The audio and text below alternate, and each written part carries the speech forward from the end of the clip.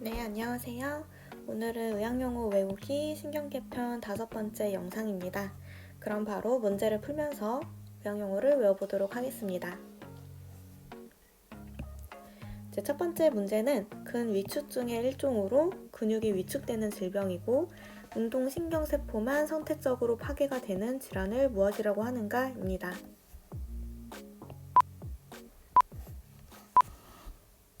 네, 정답은 루게릭 디지스, 루게릭 병입니다. 그래서 루게릭병은 또 동의어로 ALS라고도 하고요. 근위축성 측삭경화증인데 마이오가 근육인데 여기에 이제 아트로픽이 붙어서 위축성 이런 뜻을 갖게 되고요. 라테럴 스크렐로시스가 이제 경화되는 거, 뭔가 굳고 딱딱해지고 하는 용어로 이제 경화증이라는 뜻이에요. 그래서 이제 루게릭병을 근위축성 측삭경화증, 이제 근의 위축증이 일어나는 이제 질병이고 그 중에서도 운동신경세포만 선택적으로 파괴가 돼서 이제 나타나는 질환을 루게릭병이라고 합니다. 그래서 운동신경세포 중에서 이제 운동신경원이라고 하는 세포가 파괴가 됨으로써 발생하는 근육이 위축되는 질병을 이제 루게릭병이라고 하고요.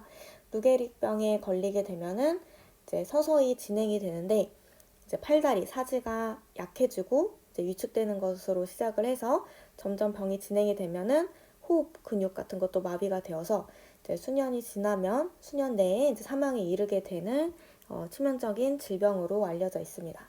보통은 50대 후반부터 발병이 증가를 하고 여성보다 이제 남성이 발생률이 높은 질병으로 알려져 있습니다. 두 번째 문제는 뇌 내의 미세 혈전이 혈관을 막아서 나타나는 일과성 뇌졸중 상태를 무엇이라고 하는가입니다.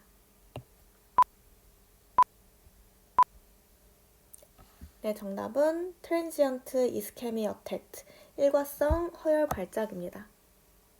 그래서 일과성 허혈 발작, 일과성 뇌 허혈 발작이라고 하는데 이제 우리가 혈액이 이제 허한 거잖아요. 혈액이 이제 좀 약해지는 건데 그 이유가 뇌 내에서, 뇌 안에서 미세 혈전이 혈관을 막기 때문에 이제 나타나는 질병인 거예요. 그래서 이 미세 혈전이라고 하는 거는 이제 우리가 혈전이 보통 혈액 덩어리라고 생각을 하시면 되는데 이런 혈액 덩어리가 돌아다니다가 혈관을 막기 때문에 이제 혈액이 잘 통하지가 않게 되는 거죠. 그래서 혈액 공급을 잘 받지 못해서 이렇게 나타나는 증상이 이제 일과성 뇌졸중 상태, Transient Ischemic Attack이라고 합니다. 그래서 이를 우리가 미니 뇌졸중이라고도 하고요. 뇌졸중은 의학용어로 스트로크이라고 하는데 이제 그것이 작게 이제 나타난다 해서 미니 뇌졸중이라고도 이제 불리는 거예요. 이 뇌 일과성 허혈 발작이라고 하는 게. 그리고 트랜지언트 이스케미 어택을 우리가 약어로 TIA라고도 쓰기도 합니다.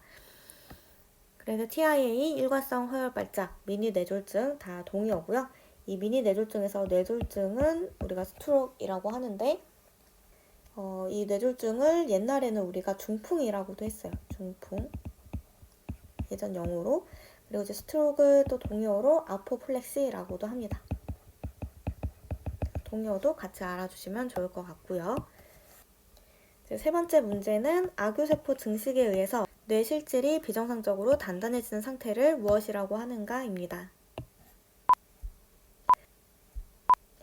그래서 뇌가 단단해지는 거, 그래서 의학용어로 cerebral sclerosis, 뇌경화증이고요. 그래서 말 그대로 뇌의 경화증, 경화가 이제 좀 딱딱해지고 단단해지는 거잖아요. 근데 그 뇌 중에서 뇌의 실질, 조직이 비정상적으로 단단해지는 것을 이제 얘기를 하는 게 cerebral sclerosis, 뇌경화증입니다. 네, 다음 네 번째 문제는 심장혈관에서 혈전이 생성이 되어서 뇌에 혈액 공급을 차단시켜 나타나는 증상을 무엇이라고 하는가입니다. 네, 정답은 cerebral thrombosis, 뇌혈전증이고요. 이번에는 뇌에 스럼보시스, 혈전이 생긴 것을 얘기를 하죠. 아까도 우리 앞에 문제에서 혈전이라고 하는 거는 혈액 덩어리라고 했어요. 그래서 이 혈액 덩어리가 이제 만들어진 게 뇌의 혈관을 막음으로써 혈액 공급을 차단시켜서 나타나는 것을 이제 뇌 혈전증, cerebral thrombosis라고 하고요. 이제 비슷한 용어로 뇌색전증이라고 하는 것이 있는데, 우리 뇌색전증은 의학 용어로 무엇이라고 할까요? 뇌색전증은 cerebral embolism이라고 합니다. 그래서 이 혈전증과 색전증 어떻게 보면 비슷하기도 해가지고 이제 같은 거로 헷갈릴 수도 있는데 약간 차이가 있어서 그 차이점을 한번 살펴보면은, 아까도 얘기했지만 혈전증은 혈액의 덩어리죠. 그 혈액의 덩어리가 만들어져가지고 혈관을 막게 되면은 혈전증, 스럼보시스가 되는 거고요. 색전증, 엠볼리즘은 뭐냐면 이제 똑같이 혈관을 막긴 막는 건데, 이제 그 혈관을 막는 게 위처럼 혈액 덩어리인 혈전이 될 수도 있고요. 아니면 이제 공기가 될 수도 있고 지방 조직이 될 수도 있는 거예요. 그래서 이렇게 생긴 어떤 혈관 쪽에서 생긴 혈전이나 뭐 공기, 지방 이런 것들이 이제 돌아다니다가 혈관을 막아서 혈중에 이제 흘러들어서 그것이 뇌혈관을 막게 되는 경우가 이제 세레브럴 엠볼리즘, 뇌색전증이 되는 겁니다. 그래서 예를 들어 이제 공기로 인한 공기색전증은 의학용어로 에어 엠볼리즘이 되고요. 지방이 이제 막는 거는 지방이 팻이니까 팻 엠볼리즘이라고 합니다. 그래서 정리를 해보면 어떤 정체된 혈관, 특히 이제 정맥 내에서 그 자리에 피 덩어리, 이제 혈액 덩어리가 생겨서 막히면 그것을 혈전증, 스럼보시스라고 하고요. 그리고 그런 혈전 같은 게 피 덩어리나 뭐 공기, 지방 이런 것들이 이제 혈액 안에서 돌아다니다가 그 혈관을 막게 되면은 그거는 이제 엠볼리즘, 색전증이라고 한다라고 정리를 해주시면 됩니다. 네, 다음 5번째 문제는 뇌의 정상 전기 활동에 급격한 변화로 인해서 뇌세포에서 통제가 되지 않는 전기 신호가 발생을 함으로써 환자의 행동이나 생각 등에 이제 영향을 주는 것은 무엇인가? 라는 거예요. 그래서 이러한 것이 만약에 2회 이상 반복적으로 발생을 하게 되면 뇌전증, 간질이라고 하는데, 이것을 이제 무엇이라고 하는가입니다. 네, 정답은 C절, 발작이고요.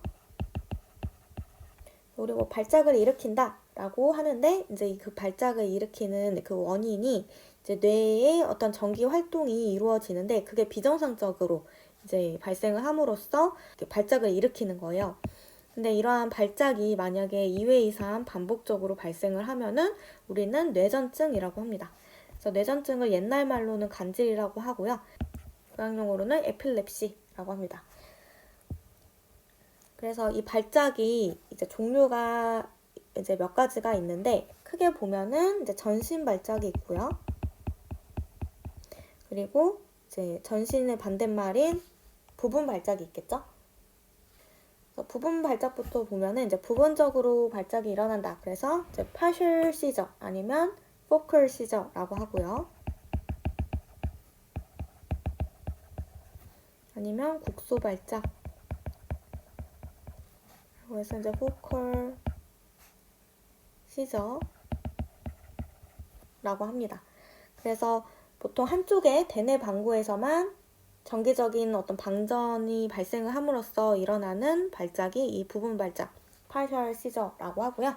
이 partial seizure도 복합 부분 발작이냐 아니면 단순 부분 발작이냐 또 이렇게 나눌 수가 있는데, 복합 부분 발작 아니면 단순 부분 발작.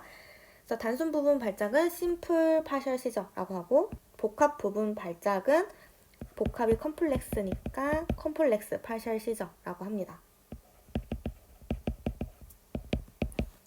그리고 이제 전신 발작 같은 경우는 한 4가지 정도가 있는데, 일단 첫 번째로 소발작이라는 게 있고요. 소발작은 petit mal seizure라고 하고요. 이제 absence seizure, 시저라고도 하는데 이제 무동성 발작으로 몇 초 동안 의식이 상실하고 약간 멍하게 응시하는 모습을 보이는 게 이제 소발작입니다. 그래서 보통 어린 애들에게 이제 잘 발생하는 발작이고요. 이제 사춘기가 되면은 이제 저절로 사라지는 경향이 있습니다. 그다음 이제 대발작이라는 것도 있는데 이제 대발작은 긴장성 간대성 발작이라고도 하고요. 의학용어로는 Generalized Tonic Clonic Seizure라고 합니다. 그래서 이제 Generalized가 전신적인 이런 뜻이고 Tonic, Clonic 이제 긴장성 간대성 발작이라고 이제 부르는데 이 대발작은 2분에서 5분간 이제 발작이 일어나고 이제 긴장기에 이 지금 긴장성 간대성이니까 긴장기 때는 근육이 경직하고 의식의 상실을 보이고 간대기 때는 근육이 이제 율동적인 어떤 경련을 일으키는 것을 보이는 게 긴장성 간대성 발작입니다. 그래서 이제 이 긴장성 간대성 발작, 대발작이 일어나는 경우에는 발작이 일어나는 동안에 약간의 호흡 곤란, 그런 청색증 그런 것도 이제 동반을 하는 것으로 보여지고요. 그다음 세 번째로는 이제 무긴장성 발작이 있는데 이제 토닉이 긴장이니까 무긴장성은 아토닉 시저가 되고요. 이제 무긴장성 발작은 갑자기 몇 초간 이제 근육 긴장이 소실이 되어서 이제 갑자기 이게 넘어지거나 아니면은 손에 쥐고 있던 어떤 물건을 갑자기 떨어뜨리는 경우, 이제 놓치는 그런 것들을 보이는 게 무긴장성 발작입니다. 그리고 네 번째 전신성 발작은 지속성 뇌전증 발작이 있고요.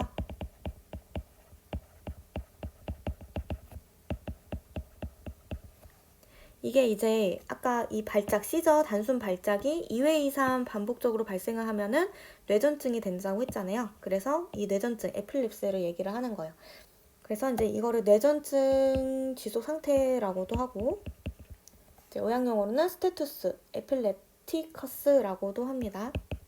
그래서 이 지속성 뇌전증 발작은 가장 응급의 상태를 얘기를 하고요. 이 10분 이상 지속을 하거나 아니면은 중간중간 멈추긴 하는데 그 멈췄다 발작했다 그거를 한 30분 이상 반복적으로 발생하는 것을 스테투스 에필lep티커스 뇌전증 지속 상태라고 합니다. 그래서 여기서 중요한 거는 이제 발작이라고 하는 거는 이제 뇌의 정상 전기 활동의 어떤 변화 때문에 이제 통제되지 않는 전기 신호가 발생을 해서 이제 발작을 일으키는 게 시저 발작을 얘기를 하고 이 발작이 2회 이상 반복적으로 일어나면 에필lep시, 뇌전증, 간질이라고 하는구나 이렇게 알아주시면 좋을 것 같습니다. 그 다음 6번 문제는 선천적으로 대뇌 방구가 아예 없거나 아니면 흔적으로 남아있고 두개공이 없는 것을 무엇이라고 하는가입니다.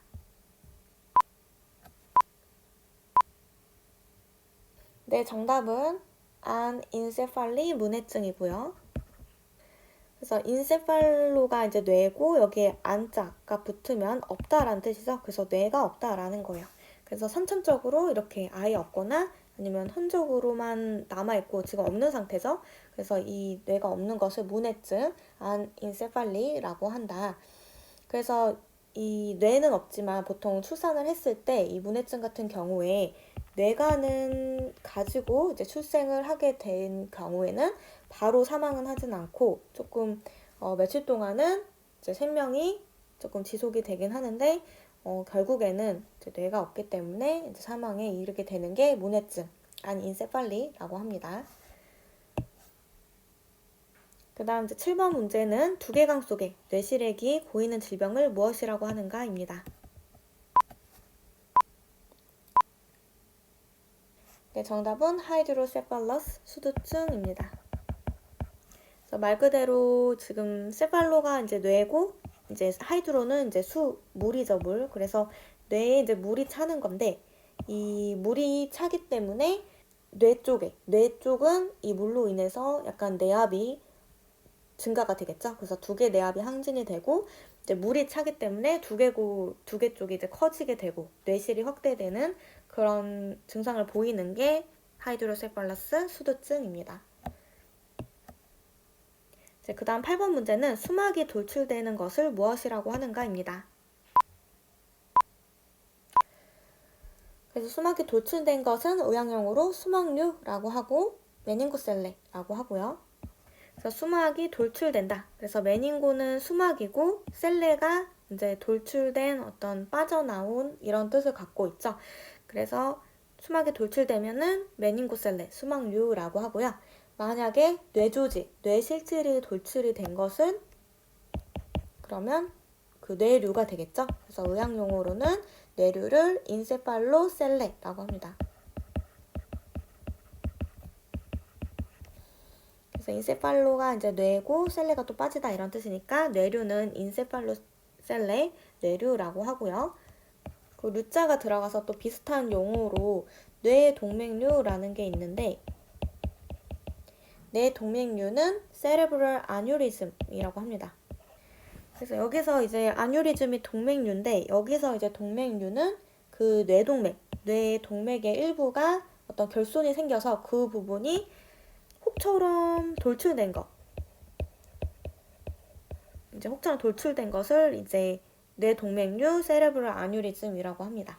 그래서 이제 혈관이 동맥이 이제 혈관이잖아요. 그 뇌혈관의 그 동맥의 혈관 벽이 약간 미세한 균열이 생겨가지고 그걸로 인해 부정상적으로 부풀어 오르는 거, 혈관이 이렇게 비정상적으로 이렇게 부풀어 오른 것을 이제 뇌동맥류 세레브럴 아뉴리즘이라고 합니다.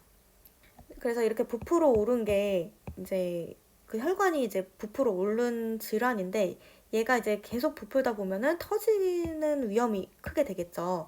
그래서 혈관이 터지게 되면은 이제 출혈로 이어지는 거니까 뇌출혈이 생기는 위험이 커지는 거겠죠. 그래서 뇌동맥류 같은 경우에는 이제 발견을 하면은 빨리 처치를 하는 것이 이제 중요하다. 이렇게 알고 넘어가면 될 것 같고요. 다음 9번째 문제는 머리, 뇌 충격으로 인해서 발생하는 것을 무엇이라고 하는가? 이고 이제 추가적으로 이제 뇌나 머리의 충격으로 인해 발생을 하는데 거기에 뇌 실질에 출혈이 발생하는 거는 이제 무엇이라고 하는가? 두 개 각각 이제 비슷한 용어여가지고 이제 비교하면서 외우기 위해서 같이 한번 풀어보고자 합니다.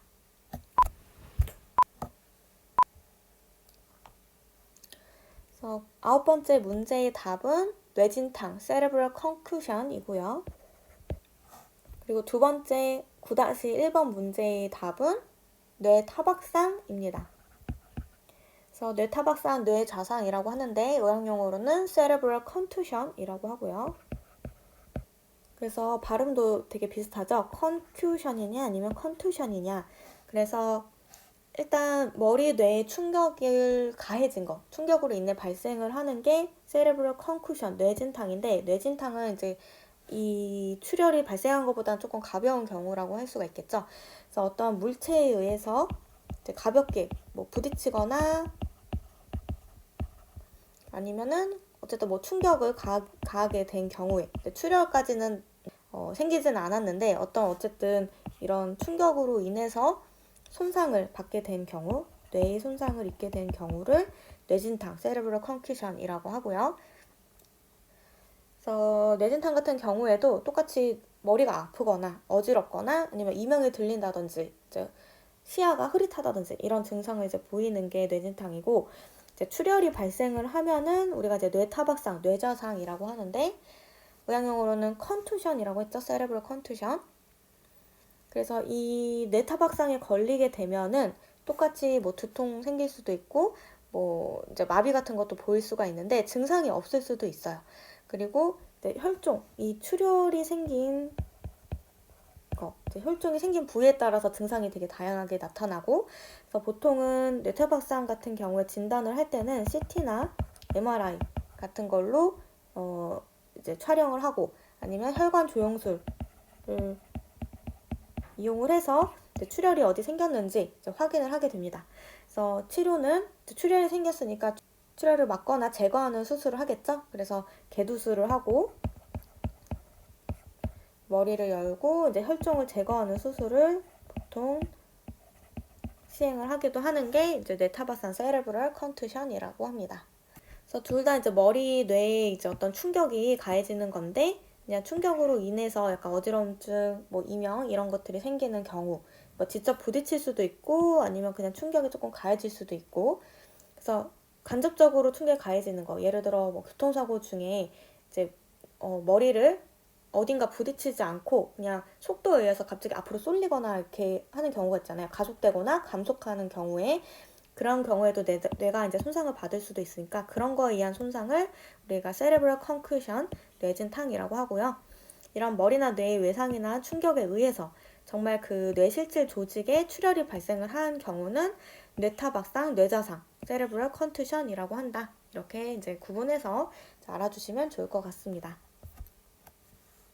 그 다음 10번 문제는 요추뼈, 이제 럼버에서 3, 4 사이에 실시를 하는 척추천자를 무엇이라고 하는가입니다. 그래서 우리가 척추천자를 의학용어로 스파이널 태핑이라고 하고요.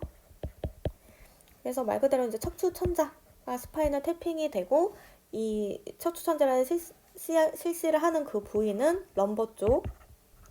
요추도 이제 번호가 있다 그랬죠. 그래서 3번과 4번 사이에 이 천자니까 주사바늘 같이 뾰족한 그 주사바늘을 꽂아서 이제 천자를 하는 거예요. 이제 빼내는 거죠.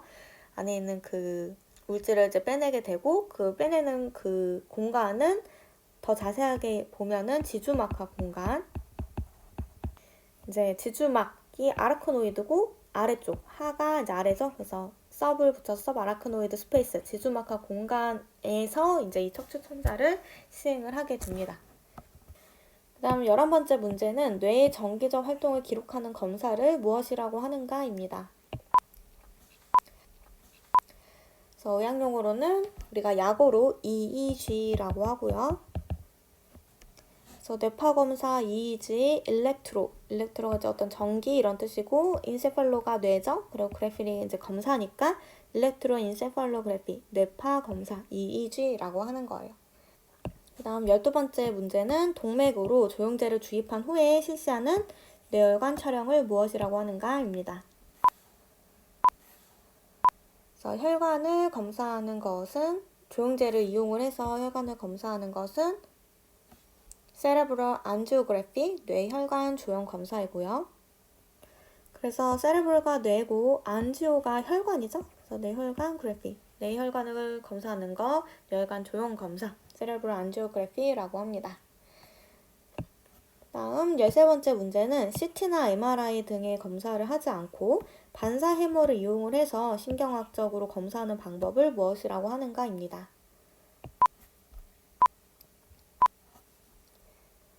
네, 정답은 DTR이라고 하는데 얘도 약어죠. 그래서 풀었으면은 Deep Tendon Reflex라고 하는데 그래서 리플렉스가 이제 반사잖아요. 그래서 반사 검사를 이제 말하는 건데 딥 텐던이니까 심부관 반사 검사라고 하는 거예요. 그래서 이제 무릎 쪽에 이 반사 해머를 이용을 해서 반사 해머는 어떻게 해머가 이렇게 생긴 기구를 가지고 무릎 쪽 힘줄 쪽에 이제 자극을 가하게 되면은 다리가 우리는데 이제 다리가 이렇게 있으면 얘 이쪽 부분에 이 반사 해머 쬐끄만 거 이 반사 해머를 가지고 여기를 퉁 치게 되면은 다리가 이렇게 올라가는 거. 다리가 이렇게 올라가게 되는 그 반사 반응이 이 반사 반응을 보는 게 DTR, Deep Tendon Reflex라고 하는 거예요. 그래서 이제 이거는 우리가 의식적으로 여기를 친다고 해서 안 움직여야지 하고 이렇게 안 움직일 수 없는 게 아니라 치면은 정상적인 사람은 다 이렇게 다리가 위로 올라가게 되어 있습니다.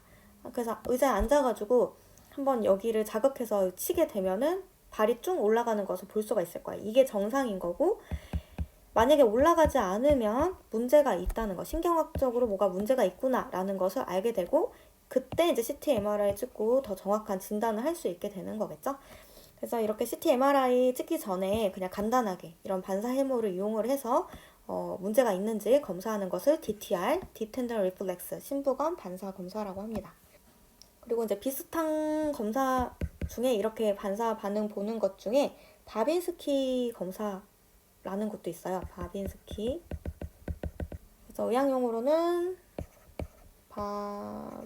바빈스키, 사인, 아니면 또 똑같이 리플렉스라고 하는데 이 반응은 또 어떻게 보는 거냐면 발바닥 보면은 가장자리 쪽을 긁으면 엄지발가락이 등 쪽으로 이렇게 굽는 것을 볼 수가 있는데 이것도 마찬가지로 정상인 사람들은 발바닥 가장자리 딱 긁으면은 엄지발가락이 딱 굽는 그런 것을 볼 수가 있어요.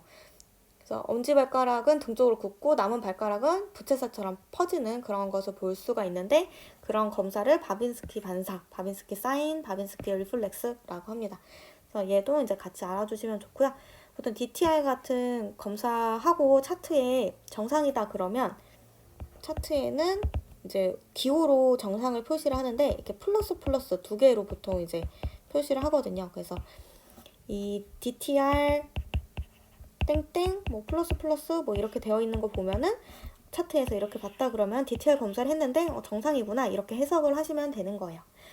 그래서 여기까지 해서 오늘은 신경계 쪽 이제 질병이랑 어떤 검사 방법에 대해서 의학용어를 한번 외워보았습니다. 그럼 오늘 영상은 여기까지 하고 마치도록 하고요. 다음 영상에서는 다른 주제로 또 찾아뵙도록 하겠습니다. 감사합니다.